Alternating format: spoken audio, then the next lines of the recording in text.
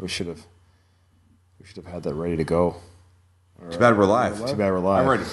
Oh, let's go. 1, 2, 3. Hit it. Welcome to the worst of the best podcast. You wanted the best. Well, they didn't freaking make it. So here's what you get. From Canada, Ryan and Ruban.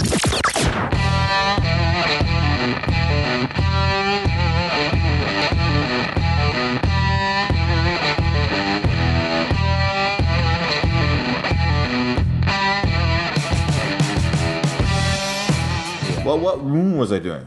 Yeah, you're doing the rev up of the... Kickstart My Heart. That's right, I know. One of the best beginnings of a song ever. Totally, absolutely. Mick Mars.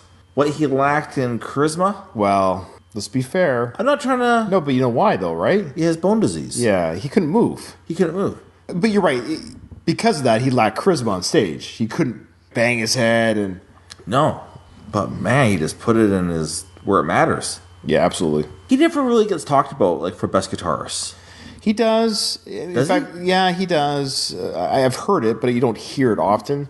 Even people that don't like Motley Crue necessarily, often people will give credit to Mick Mars. In fact, people that don't like Motley Crue will say, oh, Mick belongs in another band. He's too good to be with Motley Crue.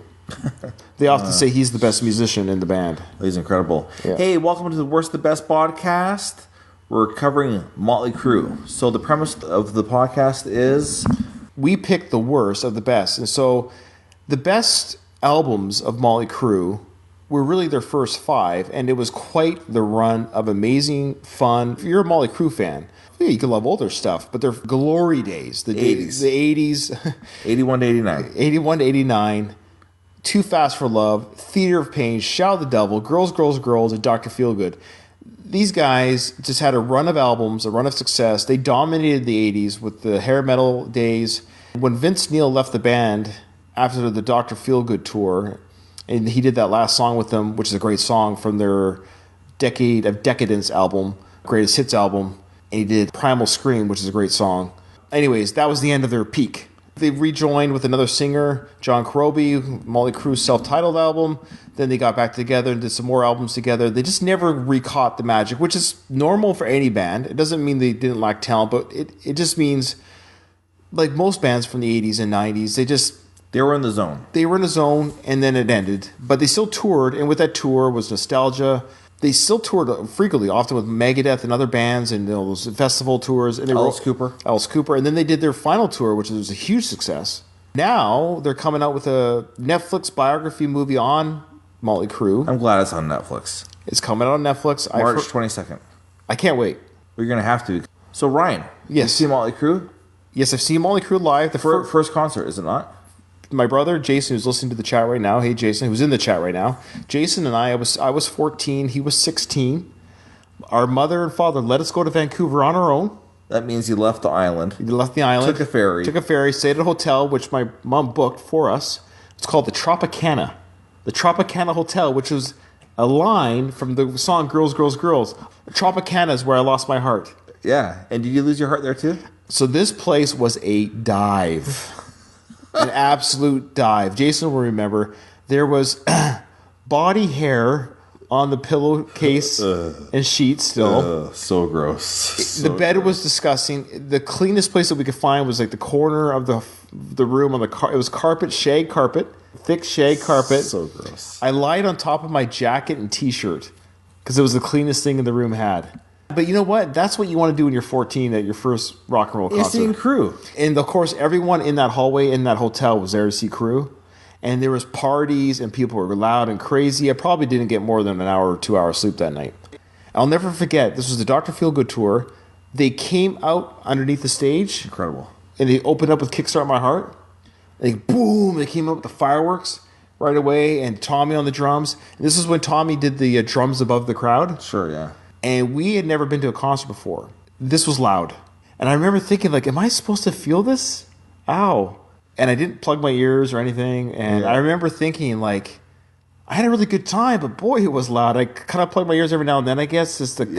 So ever since then, and I've been to about 50, almost 60 concerts since then, I've brought earplugs to concerts. There's no shame in protecting your ears. I'm 43 years old now. I'm glad I still have my hearing. My hearing's still very good, and I still go to concerts. My recommendation, if it's loud and it's uncomfortable, put an earplug in. Absolutely. You and I saw Motley Crue live without Tommy Lee. That's right. We saw him with John Castillo or something like that. Was that the... And he's passed away. Yeah, he no, died. we saw it with the female drummer. My bad. That's what I thought. Yes. Samantha Maloney. That's right. We saw that tour in 2006. She's the same age as you.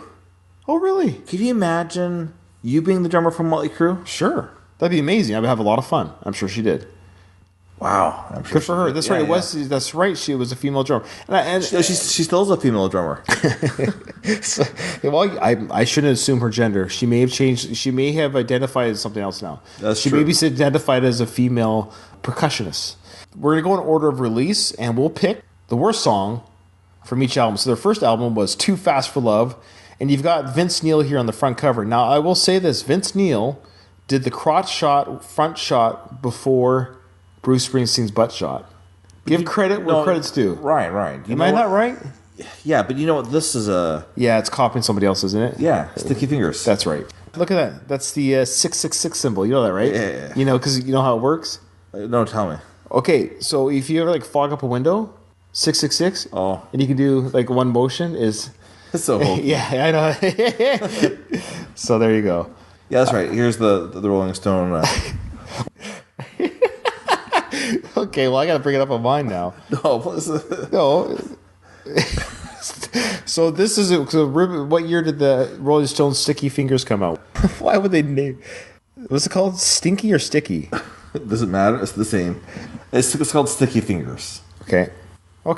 So that's Mick Jagger? I'm sure he'd like to think so. All right. So you got a flashlight or something? Well, he's got a... Okay. So anyways...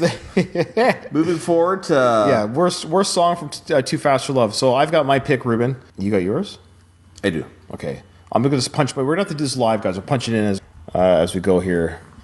This is mine. You'll see it, obviously, if you're watching this video, what my pick is. Oh, that's mine. Okay. Yeah. Okay, so hear a little bit of this.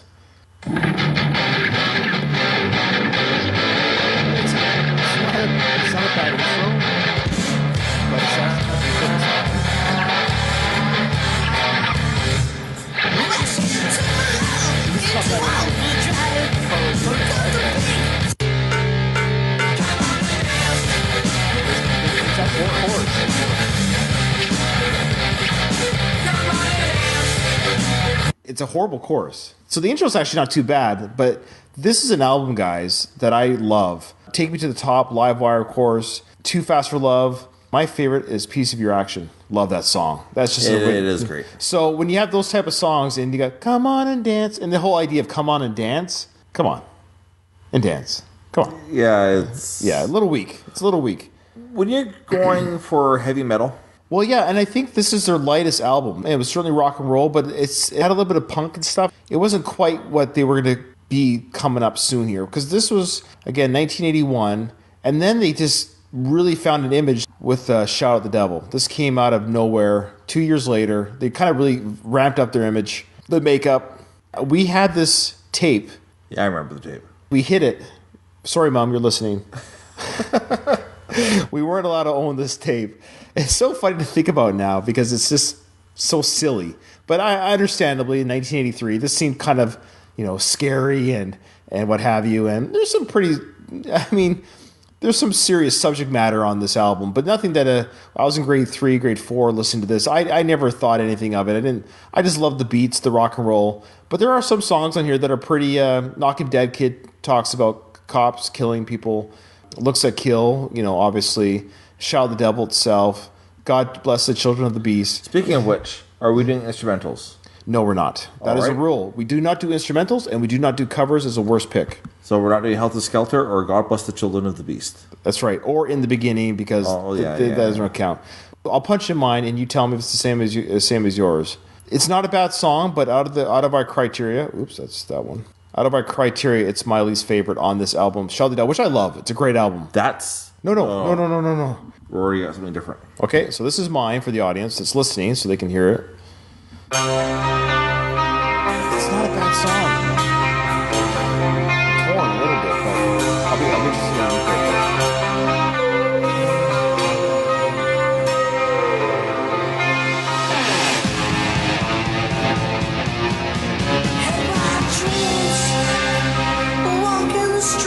was their first kind of attempt at a ballad. They hadn't done a ballad. This was kind of their first attempt of a slower type song. It builds up. Hey, I love I like the chorus.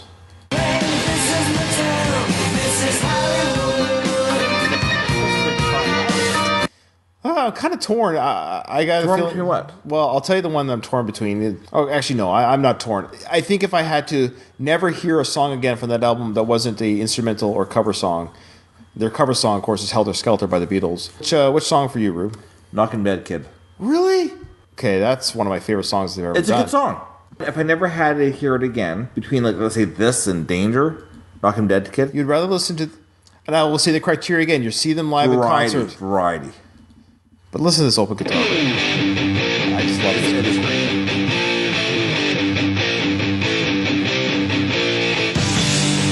I'm not dissing the song.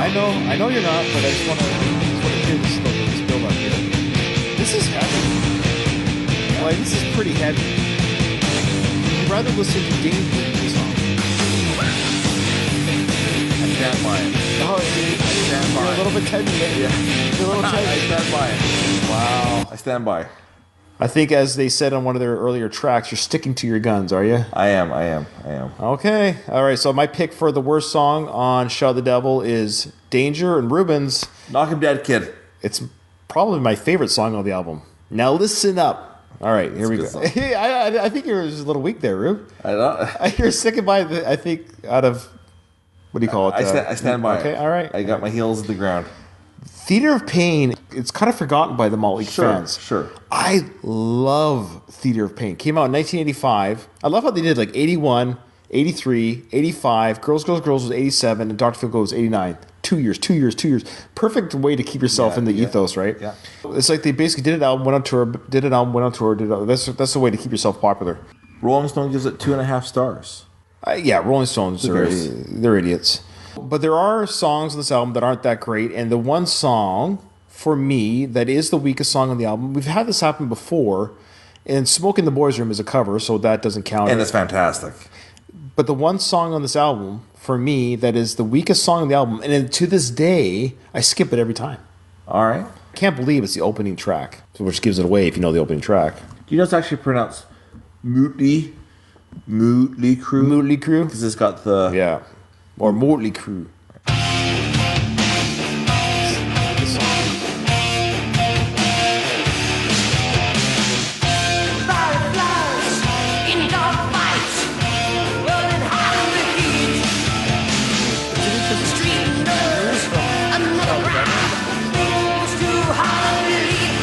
And I hear a bit of the chorus.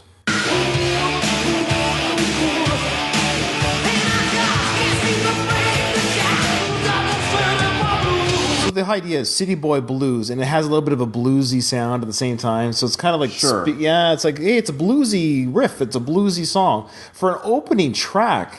And this is the days before CDs. So when you put this tape in, yeah, you got to put on your strongest song first. You're putting this tape cassette into your player, and this is the first song that comes on. I wonder what kids back then thought when they first heard that. That's my worst pick of the. And it's actually a song I don't enjoy. So it's not only the worst pick; it's actually a song I don't really enjoy at all. And it's 4.5 minutes long. It's interesting. Okay, what about you? They got short albums, by the way. They do. For the most part, except for this song, there are very few filler songs. 35 minutes, 40 minutes of just rock. You got a pick, Rube? Yeah, kind of. Keep your eyes on the money. Yeah, that's a good pick. It's probably the second weakest song on the album, to be honest with you. The only reason why I didn't pick this over City Boy Blues is because Keep Your Eye on the Money is just a little bit better of a just a little bit more of a rock.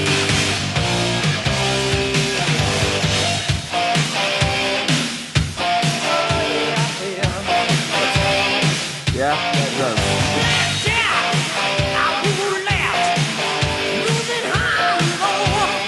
So that's why I didn't pick it. It's not a bad pick, don't get me wrong. It's the third single. That's weird. I always forget that was a single. Smoke in the Boys' Room, #1. Right. Home Sweet Home. My favorite song on the album, just if anyone's curious, is Save Our Souls. I love that song. It's so dark. I love it. I wonder if it's a holdover from Shout the Devil album. They did a lot of party songs, which is great. I get it. That's what they are. Another favorite of this album, of course, is Use It or Lose It. Side B is way better than side 1, personally. I like Raise Your Hands to Rock. That's a great song. Yeah. Save Our Souls is just another favorite of mine. I know. I just like this, like...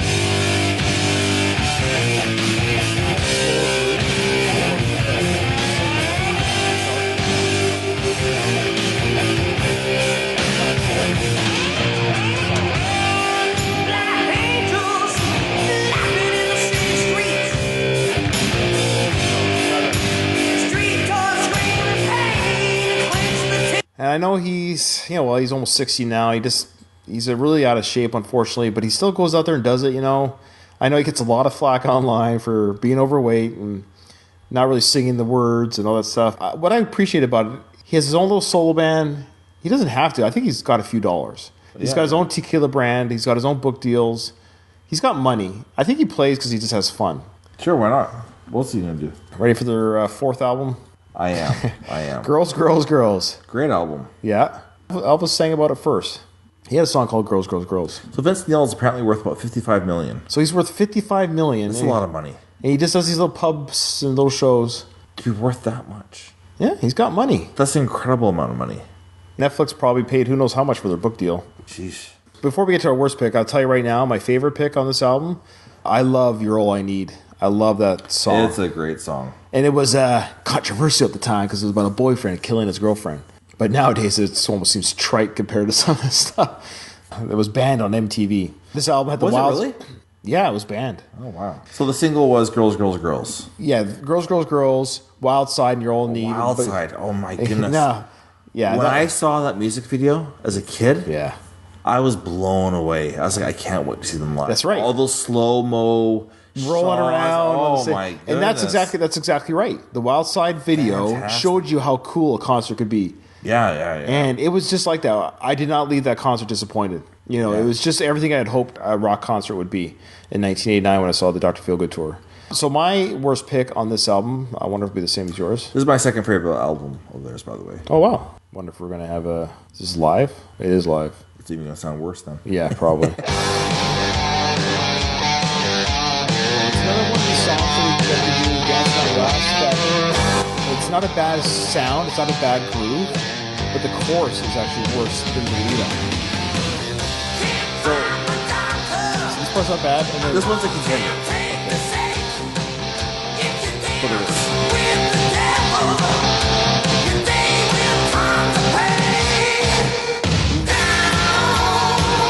I don't mind the song, but it's just the weakest for me on this album. It's not a bad song. It's better than some of the other worst picks I've had. Like, it's certainly better than City Boy Blues. Absolutely. The actual chorus isn't that strong, and that's what's weird about it.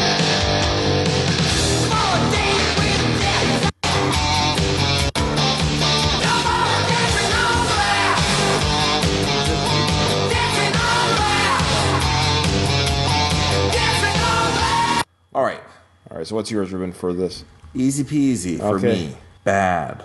Yeah. Boy. Boogie. Yeah, Okay, let me listen. I might pull Ryan first and change my mind.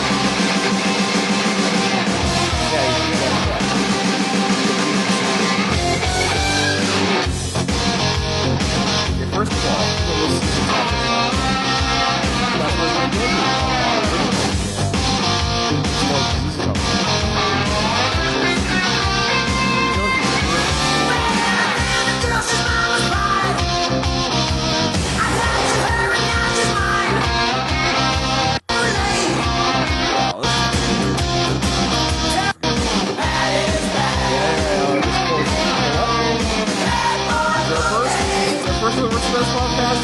oh boy, have I ever changed my mind with Ruben's choice? You're telling me you'd rather listen to Bad Boy Boogie? No, you're right. I'm changing my pick. Yeah, hearing it again. Yeah. Bad Boy Boogie is worse than Dancing on Glass. All right, Ruben, I know what it feels like now to be wrong. What more can we say about Dr. Feelgood? Okay, kudos to them to have fifth album. Fifth album, right. To have their Appetite, to have their White album, to have their Black album, to have that pinnacle album that carries them for a decades-long more career after that. Yeah, they were doing okay before this. Without Dr. Feelgood, there'd be no Netflix special. No, this album had to exist. Yes. This is amazing. The production on this album, just And just a side note, when they were recording this album and the production, Lars Ulrich of Metallica, of course, heard the production sound. That's why they hired Bob Rock. And he wanted the Black Album to sound like Feel Good. So that's why the Black Album sounds so different than Justice. It was because they loved what Bob Rock did. Now, you can hate Bob Rock for this. A lot of fans of Metallica do, right? But Lars liked how this sounded. They wanted to have that heavy drum sound, all that sound. Ironically, we're talking about Success. Metallica at this time was their fifth album was Black, because they had three with Cliff. Then they had, even don't count Garage Days. And then they had Justice, and then their fifth album was their biggest to this day. Still, it's the Black Album. So Bob Rock, whether you like him or not, made these two bands, gave them legs that have carried them on for decades. So I've got my worst pick on this. This is a pretty easy one. Well, some things to note. Yep. Who sings backup on Sticky Sweet? That would be Steven Tyler. I'm not sure what song it is, but I'm pretty sure Bryan Adams is on the album. Bryan Adams was background vocals on track 8. He was on. I should have just scrolled down. So Bryan Adams was background vocals on Sticky Sweet. Now Bryan Adams is from Canada, and so all these guys were around. Same with Bob Rock. Yeah, so these guys were around the studio. This was recorded in Vancouver. That's why Bryan Adams was probably around. Also, we got Steven Tyler also sang background on track 8, and he does the intro to track 3, which is "Slice Your Pie." That's Steven Tyler. How fun! Yeah. The best guest vocalist on this album goes to Sebastian Bach. Yeah. For track 9, She Goes Down. His part in that song is awesome. Out of the night. So I guess this is the only Motley Crue, Bryan Adams, Steven Tyler song together. Have they done any other work together? Imagine if they did this live on stage one day. Yeah. That'd be pretty cool. I seen Bryan Adams live.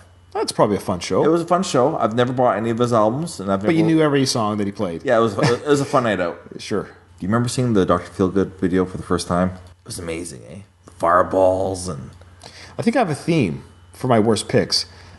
the dancing. The dance is Bad Boy Boogie, Rattlesnake Shake, Dancing on Glass. Anything that has to do with shaking, dancing, grooving, boogieing. Rattlesnake Shake is, to me, not a very strong song. Not a bad song. This album has very little weakness to it at all, to be honest with you. Like, I never skip anything on this album. If a song fell off of this album and never returned, I would never complain about this one.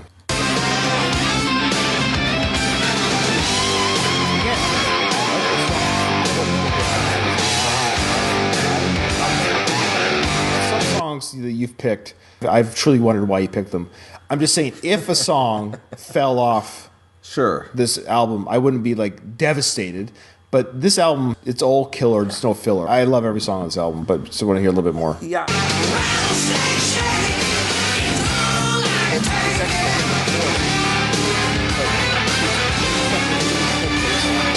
So this song is great and I like it. It's just my worst pick. I have a theory that Crue were trying to start a new dance craze with each album. Yeah, maybe. But the Rattlesnake Shake, the Bad Boy Boogie, Guys, Dancing on Glass. This is it. This is Gibera Macaroni. Macaroni? Sure, my macaroni. All right, Ruben, what's your worst pick? Okay, this is a song that I like sometimes, and sometimes I'm like, it's a little hokey at times. You must know. It's the same old situation. Really? All right, fair. That's fair. There's some hokiness to it. But sometimes I'm in the hokey mood. Sure. And I love it. I eat it up. But you know what made this song fun when this came out? It was because it was kind of revolutionary. You know what I'm talking about? I guess not. Is when they put the camera and the ball in the crowd. Oh, okay. And it gets rolled around the crowd. Oh, yeah. That was cool. Yeah.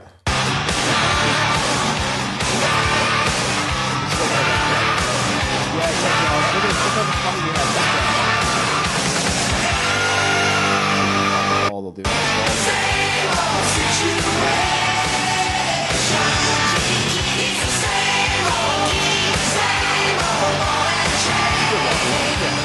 But I love how they show Vince playing the guitar. I know. We know that he could have... Every lead singer always does that. Pretend to play the guitar. Sure. Like, I had some friends that saw Justin Timberlake. Even Axl Rose did it with Dead Horse. Dead Horse. Some friends saw Justin Timberlake recently in Vancouver, and there was Justin Timberlake playing the guitar. Yeah, it's sure. like, oh, yes. Or Adam Levine at the Super Bowl. Oh, please. What a terrible... Oh, yeah. You just beat the lead singer. You don't have to have the guitar. Well, apparently everybody in U2 always rolls their eyes once Bono brings out a guitar. It's a little bit of that, though. Yeah. Bono, I love Bono. Sure, but but- he's already Bono who can sing like Bono. Like, just- but it's a little bit hokey when he brings up the acoustic. I got something that you guys don't got. It's a little bit. Yeah. It's a little bit. It is. And I love you too, but even when he pulls out the guitar, I'm like, Sure. Edge can take care of it. So I would show.